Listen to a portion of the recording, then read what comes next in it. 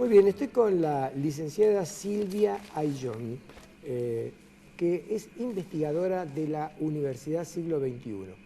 Y el tema es el incremento que se va dando en nuestro país, que es a lo cual ellos han estado analizando, poco a poco del consumo de alcohol.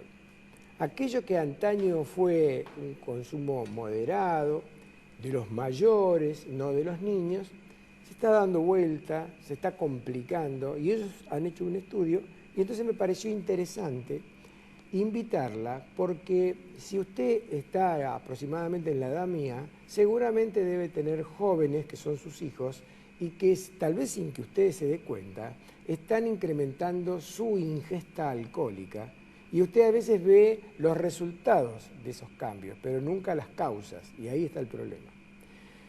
Licenciada, gracias por venir al programa, un gusto tenerla acá. Gracias por la invitación. Bueno, cuéntenos, ¿cuál es el eje de la investigación que ustedes han hecho? Se trata de una investigación cualitativa, tratamos de medir algunas cuestiones que la hemos hecho sobre 1054 casos.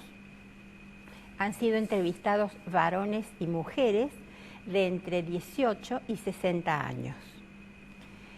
Son personas de 7 provincias argentinas diferentes a quienes se les ha consultado telefónicamente sobre varias cuestiones vinculadas a esto de que el alcohol ahoga las penas, y hay quienes, bueno... ¿El alcohol? Ahoga las penas, entonces, bueno, hay quienes lo toman al pie de la letra. Una definición tanguera esa, ¿no? Una definición tanguera. Y ya que lo menciona, aprovecho para decir que esta cuestión del alcohol tiene mucho contenido social. Es una cuestión, un factor que tiene muchísimo que ver con lo social, con lo cultural, con lo religioso. Tiene un fuerte valor simbólico el tema, por ejemplo, del vino. La sangre de Cristo está representada por el vino. O sea que el tema del alcohol es muy fuerte y está presente en el desarrollo de todas las culturas del mundo y en todas las épocas de la humanidad.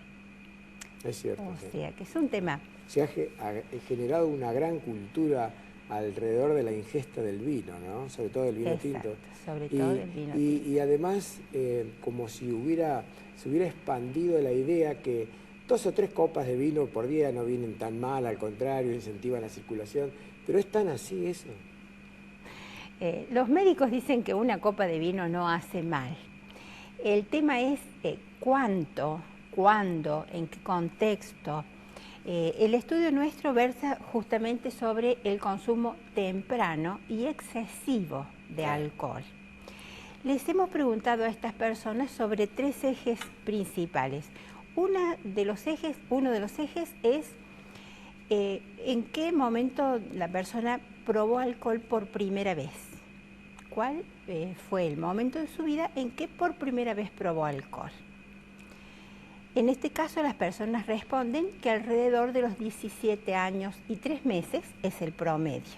Pero dentro de ese promedio responde la mayoría de las personas que probó el alcohol por primera vez. Después se les pregunta cuál es su opinión con respecto a, en la actualidad, a qué edad la gente está empezando a tomar alcohol. Es decir, a tener el primer contacto con el alcohol por primera vez en su vida. Y a esta pregunta responden que a los 13 años. O sea que ya hay una diferencia entre lo que les ocurrió a ellos y lo que están viendo ahora. Por último, se les pregunta qué les parece que va a estar ocurriendo al respecto en los próximos 10 años. O sea, dentro de 10 años, ¿a qué edad la gente va a estar bebiendo vino o alguna otra bebida alcohólica por primera vez? Y responden que a los 12 años. Como verá, las cifras han ido bajando de una manera fuerte, impresionante, diría yo. Son alarmantes realmente. Son alarmantes, y esto quiere decir que la gente más joven va a ir tomando alcohol cada vez a menor edad. Ustedes en su encuesta han preguntado por qué ellos creen ese tema, es decir, ¿cuál es la razón que lleva a la sociedad a degradarse cada vez más desde el punto de vista fisiológico? No hemos hecho la pregunta esta que usted me pregunta justamente, no hemos preguntado sobre eso, solo hemos tratado de describir las conductas de este grupo de personas con respecto a la ingesta de alcohol.